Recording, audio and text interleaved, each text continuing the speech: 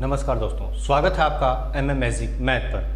हम चर्चा कर रहे हैं साधारण ब्याज की। साधारण ब्याज के 3 वीडियो पहले से अपलोड किए जा चुके हैं, डिस्क्रिप्शन में दे रखे हैं, बिल्कुल आप एक बार वो देखें फिर आगे बढ़ें। क्वेश्चन लिखा हुआ है, यदि 944 रुपये 4 बराबर किस्तों में चुकाए जाते हैं, 944 रुपये चुकाए जा रहे हैं 4 किस्त बना के, यदि साधारण ब्याज की दर 12% प्रति वर्ष हो तो प्रत्येक किस्त की राशि ज्ञात करो। अच्छा सवाल है, बिल्कुल अच्छा सवाल है। यहाँ पे 4 किस्तों की बात कर रहा है, तो जैसे बात करें यहाँ पे पहली किस्त, ऐसे 4 किस्त की बात कर रहा है, फिर दूसरी किस्त की बात करेंगे तीसरी किस्त की। छोटा सा सवाल है, थोड़ा सा ध्यान दे, बिल्कुल समझ में आएगा। और चौथी किस्त की बात करेंगे। तो आप ये बताएं कि पहली किस्त में जब वो देगा तो मूलधन देगा और उसका ब्याज देगा, और वर्ष दे रखे हैं 4 वर्षों में चुका रहा है। तो जैसे यहाँ मूलधन मान ले अपन, मूलधन कितना माने, छोटा सा सवाल, थोड़ा सा ध्यान दे, बिल्कुल समझ में आएगा आपको। मूलधन मान ले 100 रुपए, तो यदि मूलधन 100 रुपए देगा और उसके साथ में उसके ब्याज भी तो देगा, और ब्याज देगा 12% की दर से। पहली जब किस्त देगा तो आगे वाली 3 वर्षों का ब्याज देगा, तो 12% की दर से 3 वर्ष का ब्याज कितना जुड़ जाएगा, 12 गुणा 3 12 36, 12 36 जुड़ जाएगा। और 12 36 यदि 100 में जुड़ेगा तो टोटल कितना हो जाएगा, 136। एक बार फिर से समझने की कोशिश करें कि पहली किस्त का मूलधन मान ले 100 रुपए, सबका मूलधन 100 रुपए होगा, मूलधन कितना होगा 100 रुपए, लेकिन पहली किस्त देगा तो अगले 3 वर्षों का ब्याज ही देगा वो। तो 3 वर्षों का ब्याज 12% की दर से 36 रुपए हो गया 100 रुपए पर, तो टोटल मान हो गया 136 रुपए। उसी प्रकार दूसरे वर्ष देगा 12% की दर से तो देगा, लेकिन कितने, 2 वर्ष के लिए देगा वो। कितने वर्ष के लिए, 2 वर्ष के। इन 2 का ही ब्याज लगेगा, और 12 दूनी कितना हो जाएगा 24, और 100 और 24 कितना हो गया 124। उसी प्रकार तीसरी किस्त जब देगा तो 12% की दर से इस 1 वर्ष का ब्याज चुकाएगा, और 12% ब्याज लगेगा, यानी 112 रुपए हो जाएंगे। अब जब चौथी किस्त वो देगा तो 12% दर तो लगेगी, लेकिन ब्याज नहीं चुकाएगा। तो यहाँ पे जो जमा करवाएगा वो पैसा कितना होगा, 100 रुपए। अब आप ये देखें कि टोटल धन कितना हो गया जो उसने अब तक जमा करवा दिया। तो टोटल करेंगे 6 4 10 2 12 के 2 हासिल 1 3 2 5 6 और 1 7 1 2 3 4 472 रुपए। ये मान कब का था, जब ये 100 रुपए होता, जबकि उसने दे दिए कितने रुपए, 944 रुपए। तो 472 के बराबर हो गया 944। किसके बराबर चाहिए, हमने माना था 100 के बराबर क्या होगा, 100% के बराबर क्या होगा।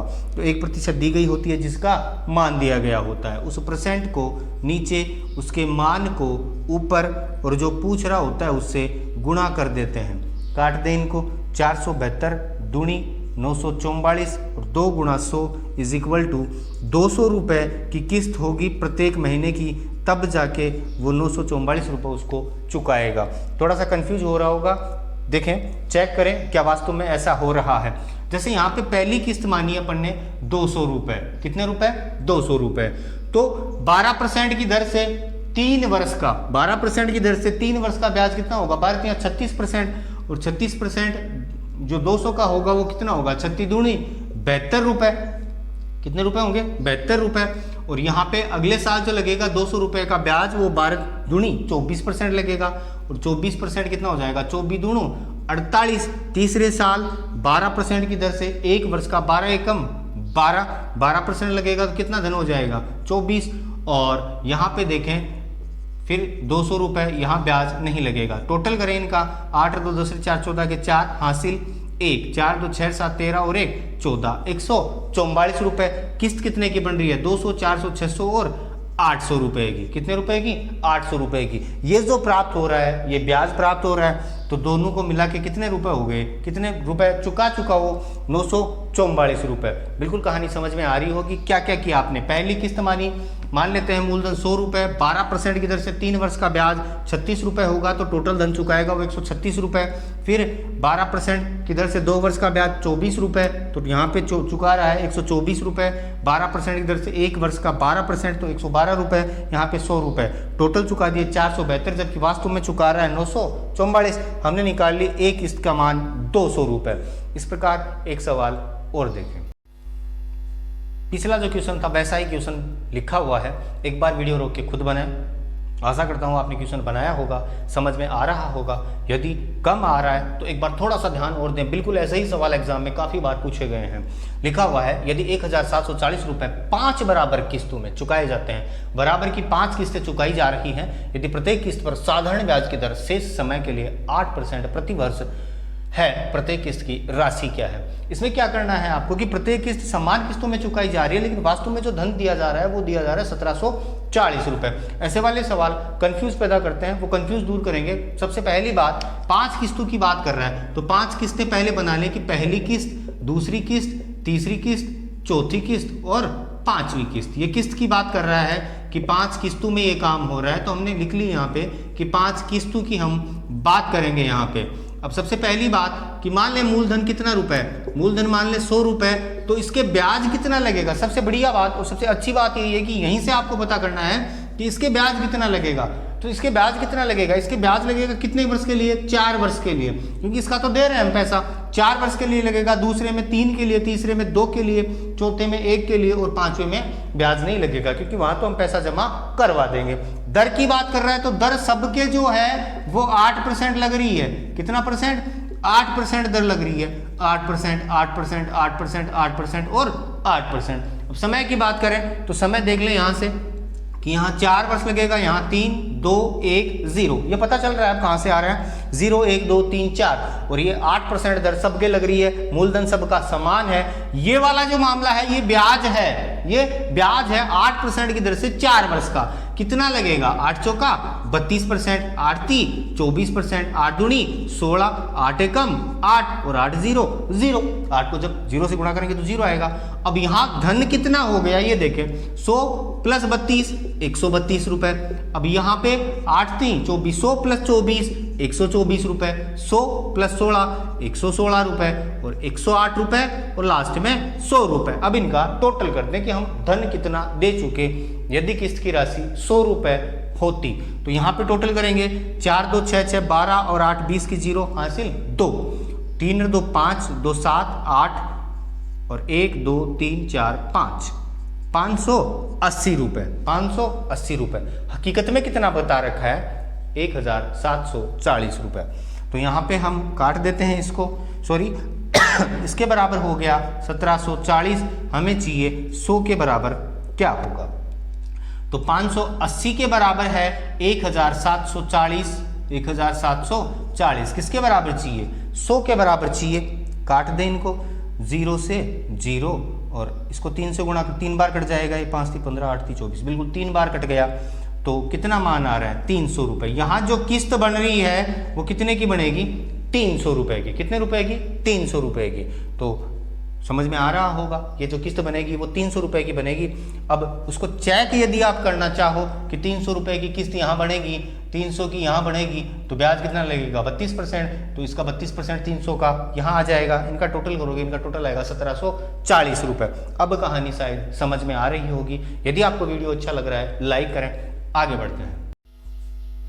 क्वेश्चन लिखा हुआ है, एक पिता ने अपने 2 पुत्रों जिनकी आयु क्रमशः 12 वर्ष व 14 वर्ष है, एक बंदा 12 वर्ष का है, दूसरा 14 वर्ष का, उनके लिए धनराशि छोड़ी है। यदि 5% साधारण ब्याज की दर से उनको 18 वर्ष पूरे होते ही अगर समान धनराशि मिलती हो, जब वो 18 साल के हो जाएं तो उनको समान धनराशि मिलती हो, तो उनके भाग क्रम से क्या थे, यदि धन 18,750 रुपये हो। यानी कि एक बंदा है, जैसे ए है और दूसरा बंदा बी है। ए जो है वो 12 वर्ष का है और बी जो है वो 14 वर्ष का है। हो क्या रहा है कि उसने कुछ धन इसके लिए लगाया है, कुछ धन इसके लिए लगाया है। दर जो है वो 5% है, दर जो है दोनों के लिए 5% है। लेकिन जब वो 18 वर्ष के दोनों हो जाएं तब उनको समान धनराशि मिलती हो, तो वो धनराशि हमें देखनी है कि ए कितना लगा, ए के लिए कितने लगाई, बी के लिए कितने लगाई। तो मान लें यहाँ पे जैसे 100 रुपये लगाए हैं ए के लिए और बी के लिए भी 100 रुपये लगाए हैं। अब बंदा ए 12 वर्ष का है, वर्तमान में 18 वर्ष का होगा, तो कितने वर्ष लग जाएंगे उसको, 6 वर्ष। कितने वर्ष, 6 वर्ष। तो दर 5% दे रखी है, 6 वर्ष के लिए लगेंगे तो ब्याज कितना मिलेगा उसको, 30 रुपए। दर को समय से गुणा कर देते हैं, 6 पंजू 30 रुपए। मूलधन कितना है, 100। इसी प्रकार 14 वर्ष का बी है तो 18 वर्ष का होते समय उसको टाइम लगेगा 4 वर्ष का, और दर दे रखी है 5%, तो कितना धन मिलेगा उसको ब्याज का, 20%। यहाँ पे देखें ए जो है 100 मूलधन 30 ब्याज कितना मिल रहा है 130, बी को कितना मिल रहा है 100 मूलधन 20 ब्याज 120 रुपए, बराबर हैं दोनों। तो यहाँ पे देखेंगे 0 से 0 गया, ए का जो हिस्सा आएगा वो 12 आएगा, ए का जो हिस्सा आएगा वो 12 आएगा और बी का हिस्सा आएगा कितना 13, बी का हिस्सा कितना आएगा 13। तो यदि ए को 12 रुपए, ए ने ए के लिए 12 रुपए छोड़े हैं तो बी के लिए छोड़े होंगे उसके कितने 13 रुपए, दोनों के लिए कितने रुपए छोड़े 12 और 13 25, 12 और 13 25, जबकि हकीकत में कितने छोड़े हैं 18,750। तो 18,750 में यदि 25 का भाग दे देंगे तो 1 इकाई का मान आ जाएगा, हमें 12 इकाई का मान निकालना होगा और 13 इकाई का मान निकालना होगा। तो यहाँ पे 18,750 में 25 का भाग देते हैं तो 25 अंटा 200, 25 अंतु 175 और 25 पैंट 125, 750 रुपए 1 इकाई का मान होगा। यहाँ ए को मिल रही है 12 इकाई, तो 1 इकाई का मान 750 है, तो 750 गुणा 12, 12 इकाई के लिए 12 पंजू 60 हासिल 6 वार्षिकाणी 72 और 6 78, 7,800 रुपये। और बी को मिलेगा 13 गुणा 750, क्योंकि 1 इकाई का मान 750 है, 13 इकाई का मान कितना होगा 13 पंजू 65 हासिल 6, 13 7 91 और 6 97, 9,750 रुपये। यहाँ पे जो लगाया गया है वो ए के लिए 7,800 रुपये, जबकि बी के लिए 9,750 रुपये। आशा करता हूँ क्लास समझ में आ रही होगी। यदि आपको अच्छा लग रहा है तो वीडियो को लाइक करें। आगे देखते हैं। बिल्कुल इस सवाल में थोड़ी सी मिस्टेक हो गई कि 12 को जब 750 से गुणा करते हैं, 1 इकाई का मान 750 है, जबकि 12 इकाई का मान कितना होगा। तो 12 को जब 750 से गुणा करते हैं तो वार्षिकाणी 72 करके कर दिया, जबकि 12 संते 84 होता, 84 और हासिल थी कितनी 6, 84 और 6 9,000 होता। यहाँ पे जो धन होगा वो 9,000 होता, 7,800 नहीं होगा। ये मिस्टेक हो गई। आगे देखते हैं। क्वेश्चन लिखा हुआ 4,000 रुपये की राशि को 2 भागों में इस प्रकार उधार दिया जाता है। उसके एक भाग पर 3% की दर से, दूसरे भाग पर 5% की दर से। पहला जो भाग है वहाँ पे 3% की दर से और दूसरे भाग पर 5% की दर से ब्याज मिल रहा है। एक वर्ष के लिए मिलने वाला कुल साधारण ब्याज 144 रुपये है। वे भाग कितने कितने हैं। अब पहले भाग का नहीं पता, दूसरे भाग का नहीं पता, लेकिन पहले भाग पर 3% और दूसरे भाग पर 5% ब्याज की दर से ब्याज मिलेगा। अब आप ये देखें कि 4,000 रुपये पे वास्तव में टोटल जो ब्याज मिल रहा है वो मिल रहा है कितना 144 रुपये। तो इसकी दर क्या रही, जो वास्तव में मिल रहा है इसकी जो मिड की दर है वो वास्तव में क्या रही। तो 144 रुपये का फायदा हो रहा है, यानी ब्याज मिल रहा है किस पर 4,000 पर। तो दर क्या होगी गुणा 100, काट दें इनको 2 0 से 2 0, 4 दया 40, 4 ती 12, 2 बच गए, 4 6 का 24, यानी 3.6% की दर होती। यदि 4,000 रुपए की वो एक बंदे को दे देता तो वहां से उसको जो ब्याज मिलता वो किस दर से मिलता 3.6%। हो क्या रहा है सवाल में, ये देखें कि उसने 2 बंदों को ब्याज दिया, पहले वाले को 3% की दर से, दूसरे वाले को 5% की दर से। यदि वो ऐसा ना करके एक ही बंदे को देता पूरा का पूरा धन और उसको 144 रुपये मिलता तो दर कितनी होती वो हमने निकाली है, वो है 3.6%। उसको बीच में रख दें। यहाँ पे मिश्रण अप्लाई करेंगे, एलिगेशन की बात करेंगे और इनका अंतर देखें। अंतर कम ज़्यादा नहीं देखना, सिर्फ अंतर देखना है। इनका अंतर हो गया 0.6 और इसका अंतर होगा 1.4। 5 में से 3.6 गया, काट दे दशमलव से दशमलव गया, 2 3 6 और 2 संते 14, यानी फर्स्ट को दिया 7 इकाई और सेकंड को दी है कितनी 3 इकाई। टोटल इकाई कितनी हो गई 10 इकाई, जबकि धन कितना दे रखा है 4,000। तो 1 इकाई का मान निकालेंगे, 4,000 में भाग देंगे 10 का, तो मान आ जाएगा कितना 400। कितनी इकाई का मान 1 इकाई का मान। दूसरे वाले के पास कितनी इकाई है 3, 1 इकाई का मान 400 है, तो 3 इकाई का मान होगा 4 ती 1200 रुपये और 1 इकाई का मान 400 है, तो 7 इकाई का मान होगा 728 रुपये। जो पहले को धन दिया गया वो 2800 रुपये, जो दूसरे को धन दिया गया वो 1200 रुपये। बिल्कुल कहानी समझ में आ रही होगी। आगे बढ़ते हैं ऐसे ही एक क्वेश्चन के साथ। पिछला जो क्वेश्चन था वैसा क्वेश्चन लिखा हुआ है कि 2500 रुपये की राशि को 2 भागों में इस प्रकार दिया जाता है। उसके एक भाग पर 5% की दर से, दूसरे भाग पर 7% की दर से। एक वर्ष के लिए मिलने वाला कुल साधारण ब्याज 132.5 रुपये है। वे भाग कितने कितने हैं। पिछला जो सवाल किया वैसे ही इस क्वेश्चन को करना है। तो थोड़ा सा ध्यान दें कि दो जगह दिया जा रहा है, 1 और 2। पहली पे दिया जा रहा है 5% की दर से और दूसरी पे दिया जा रहा है 7% की दर से। हमें इनके बीच वाला निकालना है, क्योंकि ऐसे वाले क्वेश्चन में हम मिश्रण अप्लाई करेंगे, एलिगेशन की बात करेंगे। और बीच वाला कैसे निकलेगा कि 2500 रुपये पे वही बात, दो आदमी को देगा तो एक से तो वो 5% ब्याज दर लेगा और दूसरे से 7% ब्याज दर लेगा। क्यों? ये जानकार है कि 5% ही लूंगा, ये थोड़ा अननोन है तो 7% लूंगा, क्योंकि उसको तो वास्तव में ब्याज लेना है। वो कितने रुपए चाहिए उसको? 132.5 रुपए चाहिए। तो 132.5 रुपए यदि वो एक बंदे को देता तो 132.5 रुपए मिलता, तो एक बंदे को देता कितने? 2500 रुपए, यानी 2500 रुपए से ब्याज प्राप्त होता है 132.5 रुपए। दर की बात कर रहे हैं तो गुणा 100, इसीलिए हम दर निकाल लेंगे। यहाँ से ये दशमलव हटाया, नीचे जीरो लगा दिया, 2 जीरो से 2 जीरो और पचम 25 और 5 दूनी 10, 3 बच गए, 5 6 30 और पचम 25। फिर काट दें इनको, किससे? 5 से। पचम 25 और 1 बच गया, 5 3 15 और 5 गया 50, यानी 5.3। 53/10 बराबर 5.3। कहानी को समझें, पहले बंदे को 5% से दे रहा है, दूसरे को 7% से दे रहा है। यदि वो एक ही बंदे को देता तो 5.3 की दर से वो देता। अब अंतर देख लें, इसका अंतर कितना? 0.3, इसका अंतर कितना? इसका अंतर हो गया 1.7। दशमलव से दशमलव गया, यानी एक को देगा, पहले वाले बंदे को दी 17 इकाई तो दूसरे बंदे को दी 3 इकाई। अब टोटल इकाई कितनी हो गई? 20, 17 + 3 20। यहाँ पे टोटल मान दे रखा है 2500, तो एक इकाई का मान होगा 2500/20 और 250 में 2 का भाग देंगे, मान आएगा 125। यहाँ तक की कहानी समझ में आ रही होगी। एक इकाई का मान 125 आ गया तो 3 इकाई का मान कितना होगा? 25।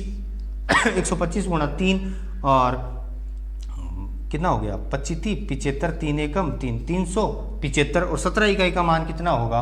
एक इकाई का मान 125 है तो 17 इकाई का मान होगा 17 गुणा 125, 17.85 हासिल 8, 17 दूनी 34 और 8 42 हासिल 4, 17 एकम 17 और 4 21, 2125 रुपये पहले वाले बंदे को देगा और 375 रुपये दूसरे बंदे को देगा। इस प्रकार ये क्वेश्चन होता है।